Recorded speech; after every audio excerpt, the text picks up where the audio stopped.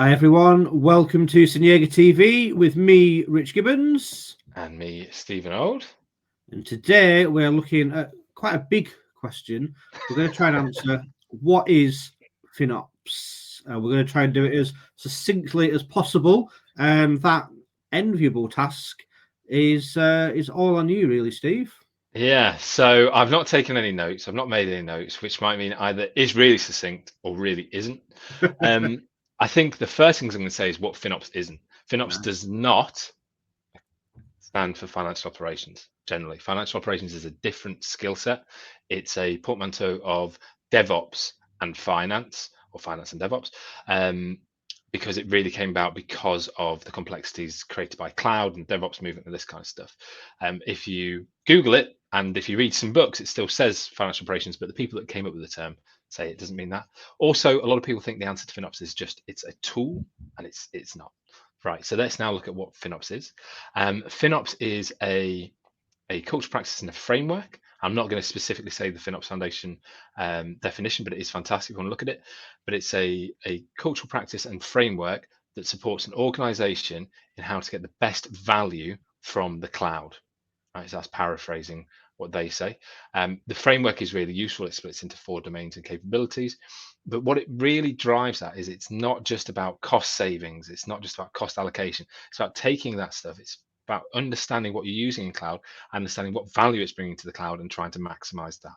So, are you actually generating positive outcomes to the business for the money you're spending on the cloud, and what do those look like? So that's a very succinct explanation of what FinOps is. It is. I like that. And I think it's important, the point you made that it's not just about spending less in the cloud. It's about kind of spend efficiency of what you're doing and what value do you get back.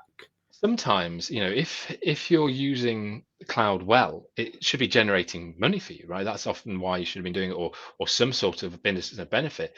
And so you might look at it and kind of go, you know what, we should invest more in this. If we make this bigger, if we put more into it, then actually we're going to get more back. And that, spend reduction doesn't always mean business benefit. Quite often investment into things where you understand the benefit that you're getting is the right decision. And so data-driven decision making is a big part of FinOps if you look through the principles and the framework. So in just kind of go through a very high level the framework, it's broken down to 6 principles.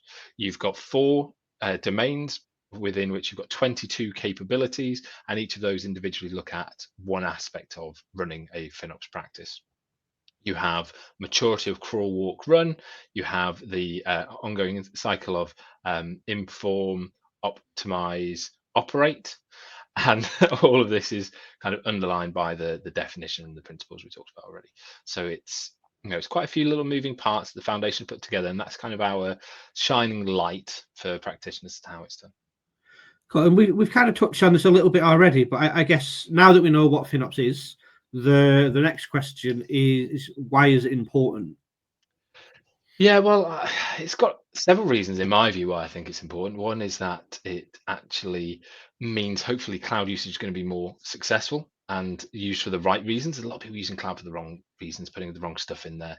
They're not getting the real benefit from it. So hopefully it will drive the right kind of actions, the right kind of intentions, the right kind of innovation, investment that organizations and people should be making. It should reduce waste, which sustainability side is really important to me and to you. At the moment, based on the data that came out early this year, cloud now or data centers now creates more CO2e than commercial flights, 2.6% versus 2%. So it's growing. AI is making this even worse, right? AI uses a huge amount of power and electricity and creates a lot of CO2e because of the cooling required as well. So I think FinOps is really important because it helps with the sustainability piece. It's not, synonymous directly with GreenOps, but there are a lot of similarities. It helps organizations use cloud better for the right things, get better value, and it just will help organizations understand better.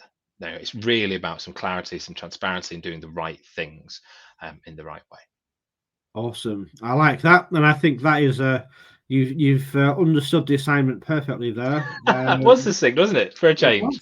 I like that. So yeah, so now everyone, at least everyone who's watched this video knows what FinOps is and why it's important.